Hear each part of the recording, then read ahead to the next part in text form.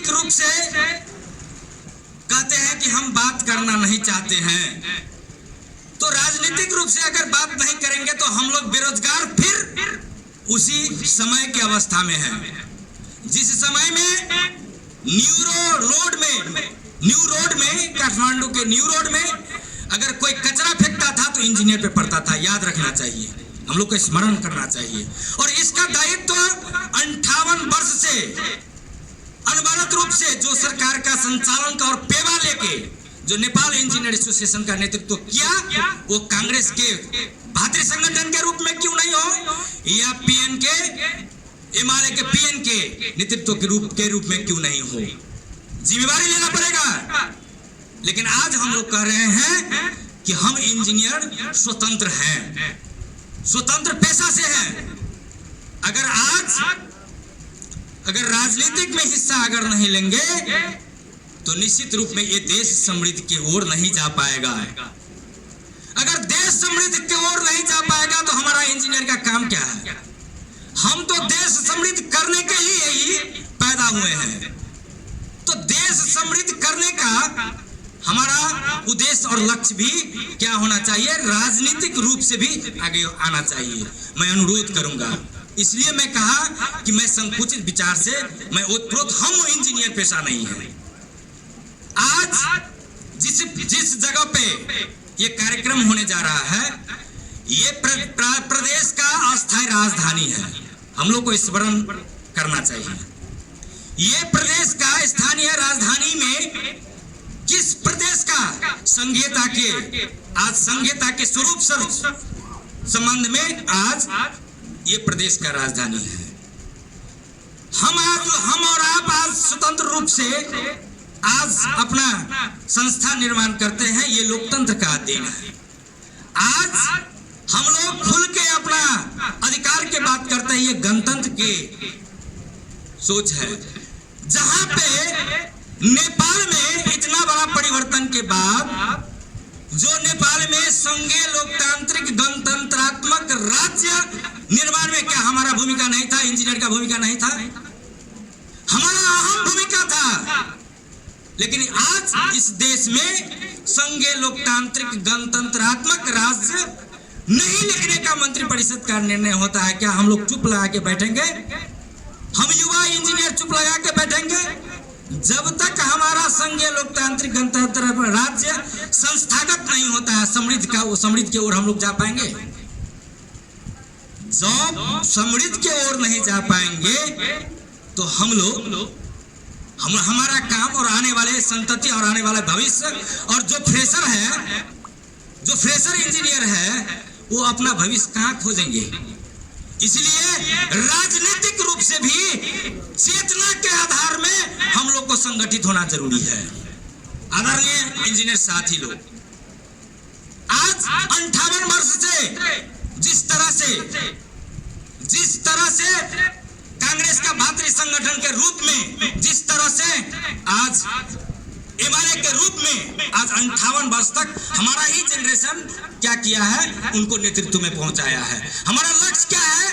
Nepal engineer association कब्जा करना हमारा लक्ष्य है।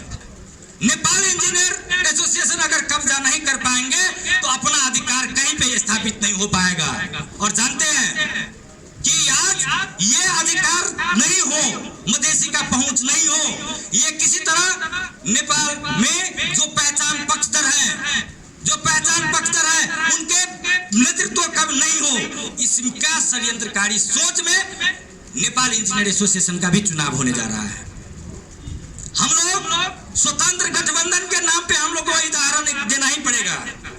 स्वतंत्र गठबंधन के रूप में खुलेआम जब आंदोलन हो रहा था परिवर्तन के लिए, तो स्वतंत्र गठबंधन के रूप में थोड़ा अगल बगल में हमारा मुद्दा को डाइवर्ट करने के लिए बहुत संस्था खुला स्वतंत्र हिसाब से, क्या सफल रहा है? इसलिए क्या है, हम इंजीनियर अपने कांध में अपना राजनीतिक देखते हैं। जहां पे दो व्यक्ति हैं वहां पे राजनीतिक है। इसलिए राजनीतिक से अलग थलग हम लोग नहीं रह पाएंगे। इसलिए हम संपूर्ण आदरणीय मित्रगण से हम ये अनुरोध करेंगे और ये शुभकामना देंगे कि हम लोग भी राजनीतिक में हिस्सा लेने के लिए, और बराबरी नहीं, हमारा जनसंख्या जितना है उस अनुसार परीक्षा लेने का ताकत हम लोग रखते हैं। हम वोटर हैं। प्राविधिक रूप से मधेसियों ने प्राविधिक रूप से इस देश में अगर समृद्धि के ओर ले गया है, उसको स्मरण करना चाहिए। आज डॉक्टर इंजीनियर में जितना मधेसी का पहुंच है, शायद प्राविधिक रूप से जितना पहुंच हमारा है, उसमें अब थोड़ा वो लोग बढ़ गया है। क्यों? क्योंकि हम ही लोग उन लोग को संरक्षण करके आज नेपाल इंजीनियर एसोसिएशन को जिताया है और पाला है। तो हम अपना जो पाला है वो अपना रिटर्न लेंगे कि नहीं लेंगे, वो दायित्व है। इसलिए राजनीति का अवस्था है। मित्रगण, हम युवा, हम देखते हैं युवा परिवर्तनकारी होता है और युवा का जो अपना तजबा होता है, गुरूर होता है और संघर्ष करने का जो ताकत होता है और संघर्ष के माध्यम से जो लक्ष्य प्राप्ति का जो ताकत होता है। आप युवा भी हैं, आप इंजीनियर भी हैं। इंजीनियर एक ईमानदार होता है, इंजीनियर इनका अपना क्यूरियोसिटी रहता है, इंजीनियर एक लीडरशिप का अपना ताकत और क्षमता रखता है और इंजीनियर क्रिएट करने का एक माध्यम है।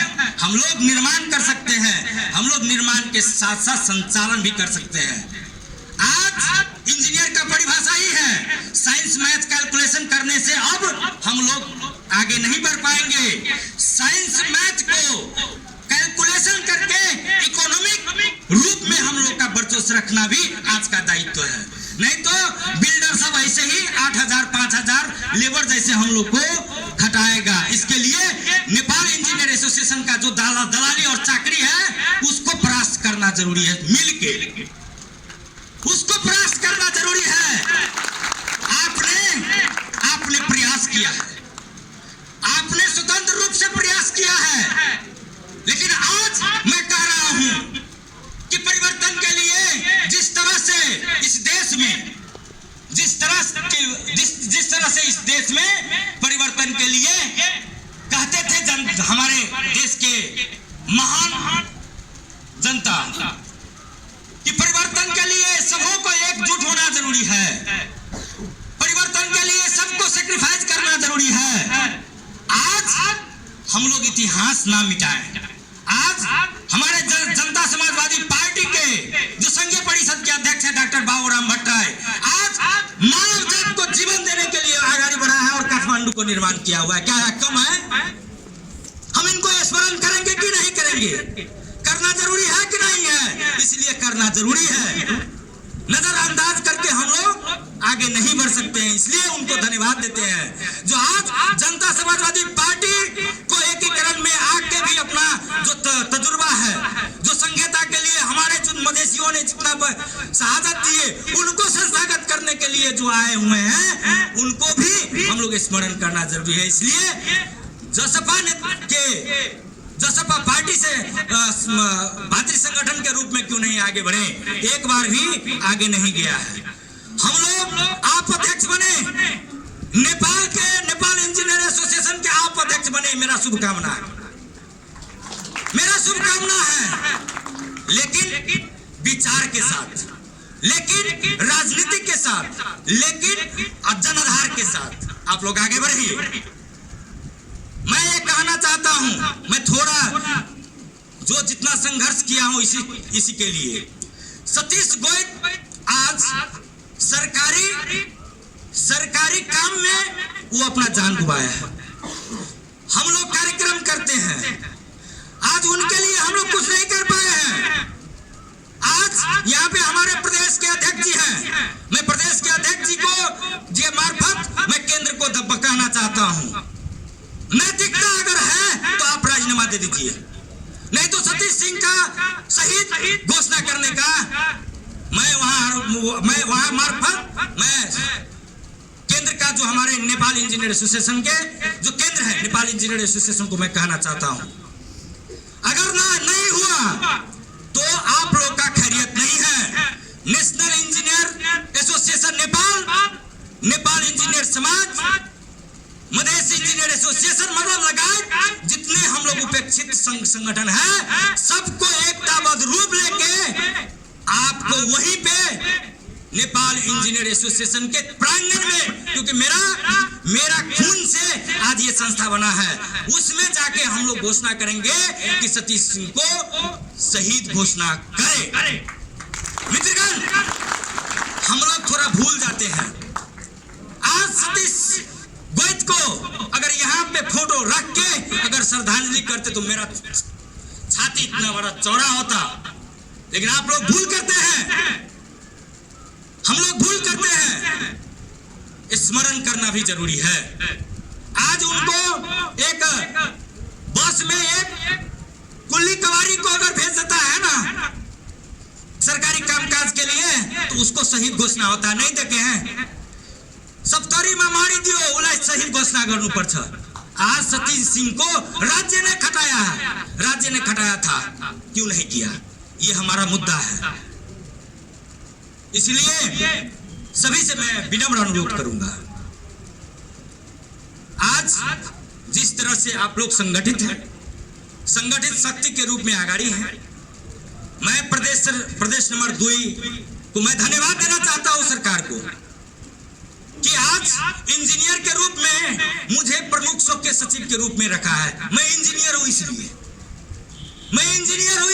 मेरा सम्मान है, इंजीनियर का सम्मान है। प्रदेश नंबर 2 में इंजीनियर का स्वाभिमान स्थापित करने के लिए प्रादेशिक लोकसभा में सबसे पहला काम किया है प्रदेश सरकार ने, तो इंजीनियर और डॉक्टर को स्थायी रूप में आगे बढ़ाएंगे। हम लोग का संवैधानिक बाधा विघ्न है, लेकिन संवैधानिक बाधा विघ्न के बावजूद भी प्रदेश सरकार, ठीक है, तुम्हारे ही निजामती एन सेवा अंतर्गत हम अपने प्रदेश में अपना हम इंजीनियर भरना करेंगे। हम आप लोग को यही कार्यक्रम के मार्फत, क्योंकि ये आज लाइव चल रहा है, मैं रिकॉर्ड करने के लिए मैं कह रहा हूं।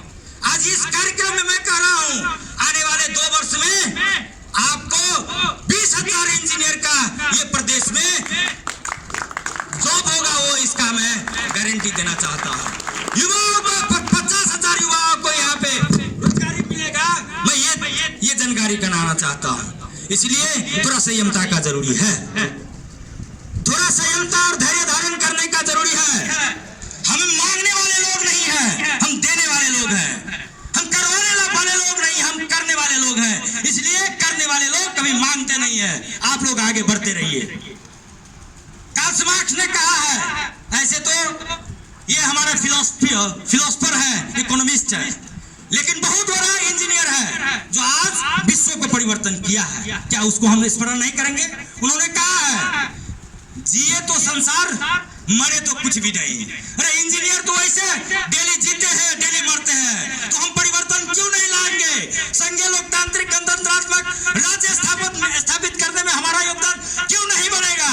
इसके लिए हमारा जिम्मेवारी है। इस संहिता को संस्थागत करने का भी जिम्मेवारी इंजीनियर का है, और पहला काम इंजीनियर ही करेगा, ये मेरा विश्वास है। और मैं आप लोग को शुभकामना भी देता हूं। अपना परिचय खूब अपने आप से बनाइए। आज नेपाल में एक उदाहरण देना चाहता हूं, नेपाल इंजीनियरिंग काउंसिल और Nepal engineer association. Nepal engineering council भत्ता खाने वाला संस्था है, और नेपाल इंजीनियर एसोसिएशन दलाली करने वाला संस्था के रूप में सीडर और पीएन आगे बढ़ा है। ये दलाली और भत्ता खाने के लिए अब हम लोग नहीं बर्दाश्त करेंगे। आज हमारे इंजीनियर को अगर हम लोग पढ़ाते थे तो कहते थे, जब नेपाल इंजीनियरिंग काउंसिल का नम्स है, बी इटसेल्फ डिग्री है, कोई नहीं काट सकता है। नेपाल में जो इंजीनियरिंग बैचलर किया, इसका मतलब ये डिग्री सहित का ये व्यक्तित्व है। आज नेपाल इंजीनियरिंग काउंसिल में ये हमारा दर्ता किया हुआ है, लेकिन कथित जो हमारे नेपाल इंजीनियर एसोसिएशन के कथित पदाधिकारी हैं, एक विज्ञप्ति तक नहीं जारी किया। इंजीनियर रोड पे पड़ा हुआ था, विज्ञप्ति भी नहीं जारी किया था। हम लोग कॉलर पकड़ के भी विज्ञप्ति जारी करवाया और स्थापित करके पूर्वांचल विश्वविद्यालय में सभी इंजीनियर को तय करवाया। मित्रगण, इसलिए ये चाकरी चापलूसी अब जितना हुआ, आज छठी मैया के आज शुरुआत में है। हम लोग लड़ने और जीतने के लिए यहाँ पे बैठे हुए हैं। आप लोग को धन्यवाद देना चाहता हूँ कि आज जिस तरह से हम लोग पे शोषण किया है, जिस तरह से इंजीनियर के नाम से हो, डॉक्टर के नाम से हो, मदेशी के नाम से हो, अल्पसंख्यक के नाम से हो, दलित के नाम से हो, महिला के नाम से हो, सभी नाम से जिस तरह से जो हम लोग पे शोषण किया है, उस शोषण को अंत करने का भी ताकत मां छठी हम लोग को दे, ये भी मैं शुभकामना देना चाहता हूं। आज संविधान के धारा अक्षरश संविधान परिवर्तन के लिए प्रस्तावना को चेंज करने का किसी का अधिकार नहीं रहता है मित्रगण, लेकिन प्रस्तावना में स्पष्ट है कि नीति क्या है। इनका क्या है कि सुखी नेपाली समृद्ध नेपाल, नारा हुआ क्या, सुखी नेपाली समृद्ध नेपाल। लेकिन संघीय लोकतांत्रिक गणतंत्रात्मक राष्ट्र को लागी सुशासन शांति समृद्ध को बाटो में यो नेपाल को संविधान जारी गरिए को 6 प्रस्तावना में लिखा हुआ है। आज ये प्रस्तावना में जब तक संहिता नहीं है, जब तक गणतंत्र नहीं है, जब तक लोकतंत्र नहीं है, तो ये प्रधानमंत्री नहीं है, ये राष्ट्रपति भी नहीं है। इसलिए इस संविधान को जो जिस तरह से विरोध कर रहा है वो संविधान विरोधी है, और संविधान विरोधी को देशद्रोही के नाम में हम लोग संज्ञा देंगे कि नहीं देंगे, आज का आवश्यकता है मित्रगण। इसलिए देशद्रोही के रूप में केपी शर्मा ओली काम कर रहे हैं, इसलिए कि हम लोग का समृद्धि का अर्थ नहीं रहेगा।